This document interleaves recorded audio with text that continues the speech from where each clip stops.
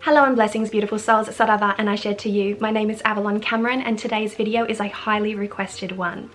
Today's video theme revolves around guidance for the beginner witch. So if you are new to the practice of witchcraft, or you have been walking the path of the witch for a short period of time and are still struggling to find your feet, then this video is absolutely for you. In this video, I aim to provide you with tangible, practical and grounded guidance that will assist you to better understand the landscape of witchcraft as it stands today. So grab a pen and paper because you may get the urge to research some of the theories and philosophies and concepts that I mentioned throughout this video. And also grab yourself a cup of tea or coffee or something lovely to drink because we're going to be sitting here sharing a little bit of sacred space. Now let's get stuck into the subject of this video. So it may be of interest to you to know that I am a hereditary pagan witch and practitioner of traditional methods of witchcraft. With that said, I have spent a great deal of time in both neo-pagan witchcraft and in traditional forms of witchcraft that are pre-modern. And so I feel like I'm in a really great position to offer you some information on both sides of the coin. And this is something that I feel is vastly lacking within the pool of resources that are available on the internet and also in books. So let's now look at what witchcraft is. Now this is a tricky one to nail down. You're going to find many thoughts and opinions pertaining to this very subject, but I'm going to keep it really simple. I'm going to stay to the very roots of the word itself.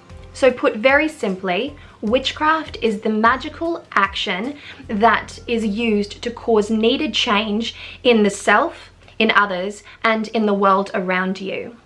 At its core, witchcraft is a comprehensive knowledge bank of skills, of wisdom, and of learned knowledge that, when used correctly, becomes the catalyst for enormous change in one's life or one's sphere of consciousness. Witchcraft is synonymous with control. It's synonymous with having the upper hand. It's synonymous with having the edge. A witch practices the craft to control the outcome of a situation and to bend that situation into their favor. And so for this reason, witchcraft is quite synonymous with the word control. The pathway to witchcraft is a creative one. There is not one specific way to practice witchcraft, but there are many. And the actions and the information, the knowledge and the wisdom that is required to be an effective practitioner of the craft all boil down to curiosity, to patience, and to creativity. Witchcraft can be constructive and destructive, depending on how it is used. This is not to be confused with good or bad, or benevolent or malevolent. There is no good or bad in witchcraft. Witchcraft is neutral, it simply is. The only driving force in the practice of witchcraft is truly the heart, the mind, the spirit, the skill, the wisdom of the witch who is in control in that moment when they are practicing their magic. Witchcraft is also synonymous with magic, and a witch is a practitioner of the art of magic. Notice there that I said the art of magic. This is a throwback to what I have previously mentioned about witchcraft being a creative, physical, tangible action. Let's now look at magic, because as I've said, magic is synonymous with witchcraft. So there are two kinds of magic in the wonderful world of witchcraft. These are oftentimes derogatorily known as high magic and low magic. Now, high magic represents the magic of the nobles, the highbrow, and this is a term that came into existence many, many centuries ago as a means of differentiating between upper class and lower class. Low magic is the magic of the people. It typically refers to folk magic and is influenced by culture and a class level that was separate to that of nobility. High magic is now referred to more commonly as ceremonial magic, and low magic is referred to more commonly as folk magic. Ceremonial magic consists of some complex theories, philosophies, and practices that are closely associated with such practices as, say, grimoire magic or thelema, Enochian magic, Kabbalah, to name but a few. And there are many, many, many subjects and practices that pertain to the rather large subject that is ceremonial magic.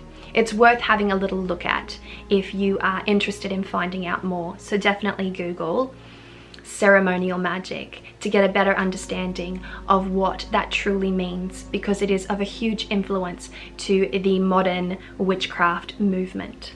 The other side of the coin is folk magic. And folk magic is considered grassroots witchcraft. As I've previously stated, it is the magic of the people. As such, folk magic is heavily steeped in cultural customs, superstitions, and folklores that are rather geocentric. Every part of this world is touched by a form of folk magic. That in turn represents just how far superstition and witchcraft have actually traveled over many, many centuries.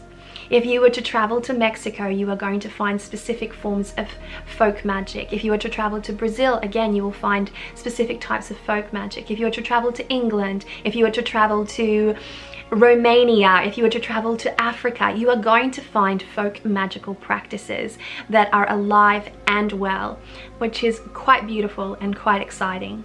Folk magic seems to concentrate more on the earth, what happens on and around the earth.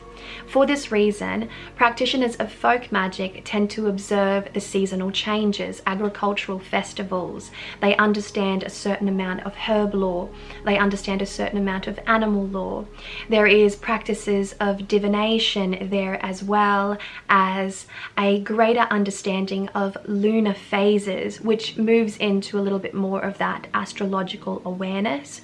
There is also some rather complex ideas and philosophies within the realm of folk magic that can make it rather exciting. And some of these theories pertain to spirits of place and the wonderful world of spirit, the other world, the hedge, and things of that nature that can be truly exciting to the witch as they are studying such beautiful subjects or even practicing such beautiful subjects. Moving on now, and since we are discussing two different kinds of magic, they being ceremonial magic and folk magic, it is only fair to describe the two different kinds of witchcraft that are most prevalent in this, our modern witchcraft landscape. What you will find most often within the wonderful world of witchcraft is two different kinds of witches, or two different kinds of umbrella terms to describe two different styles of magic, more to the point. And so what you have is neo-pagan witchcraft, and then the other side of that coin is traditional witchcraft. Neo-pagan witchcraft tends to pull heavily from Reconstructionist practices that come from established traditions such as Wicca or Neo-Druidry. There is much more to neo-pagan witchcraft as it blends well with New Age thoughts and philosophies, and for this reason you are going to find that the umbrella that is neo-pagan witchcraft is ever growing, thus including such things now as star seeds and ascensionist magic, to name but a few. You will also find practices under the umbrella of neo-pagan witchcraft that lean heavily into what is called Western esotericism.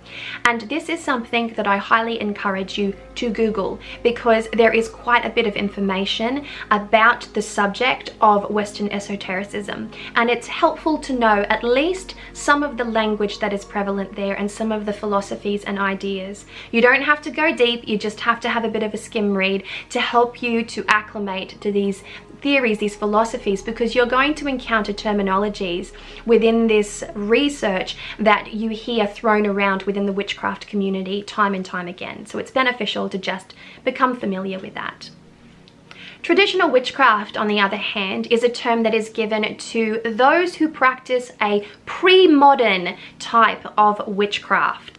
The term traditional witchcraft can be used in a variety of different ways to describe set traditions within this pre-modern witchcraft movement, traditions such as Cochrane's craft or the fairy tradition, to name but a few. Then the term is also used to describe geocentric witchcraft practices. These are practices that belong to a specific geographical location, such as Cornish witchcraft or Devonshire folk magic. And lastly, traditional witchcraft can be used to describe practitioners of a witch lineage.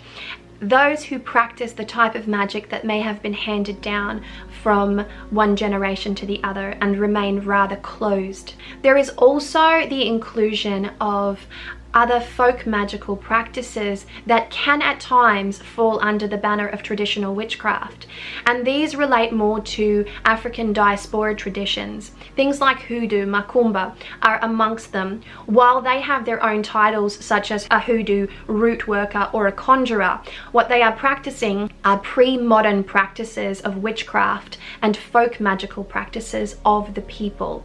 And so you get quite a bit of movement under the umbrella term that is traditional witchcraft. There are lots of avenues for you to explore, and there are many resources that are probably less popularized than that of neo-paganism to help you to better understand some of these really rich and alluring practices. On the other hand, what you are most likely going to find in your average bookstore or on the many websites that sell material pertaining to witchcraft resources, let's put it that way, there you are going to find a tremendous amount of information that specifically focuses on neo-pagan witchcraft. And there are so many resources that one can get lost and a little bit dizzy. But it's important for me to mention to you that there is also a wealth of information on traditional witchcraft that sits more on the fringe. It's there, it's available, and you might have to work just that little bit harder to get your hands on some of those resources, but they are there and they are worth exploring. Only by understanding what neo-pagan witchcraft is and understanding what traditional witchcraft is can you better make a decision on which direction that you would like to go. It also bears mentioning that there is no such thing as one is better than other in this term. Neo-pagan witchcraft is not better than traditional witchcraft or vice versa. What you have here are two expressions of witchcraft, and your heart, your mind, your spirit is going to call to one more than the other, and that's okay. The idea here is to make the most of this wonderful variety that you have at your disposition and to pursue something that really does ignite that joy, that passion, that curiosity. That is the best part about it. My next video is going to be dedicated to all those yummy resources that you know you want. I'm going to be providing information on blogs, books, podcasts, and a few other bits and pieces to help you to better navigate that extensive pool of resources that are at your fingertips. It can be quite a tricky process navigating all of that information, and so my aim is to provide you with a little guidance as you do this to just make your experience that little bit better, that little bit easier, that little bit nicer, and also to welcome you further into the practice of witchcraft. And so if you've made it to the end of this video, I would like to ask you to comment below with anything that you would personally like to know to help to make your experience within the practice of witchcraft just that little bit easier, just that little bit nicer, just that little bit more welcoming. So if there's something that you're a bit stuck on, or if there's an idea that you can't quite get your head around, then please leave your comments below. And thank you so much for sharing this time with me. I'll be speaking to you soon. Have an absolutely amazing day. And don't forget to give this one a thumbs up and subscribe to my channel so that you don't miss my next video, which is again all about those delicious, tasty witches resources. Mwah!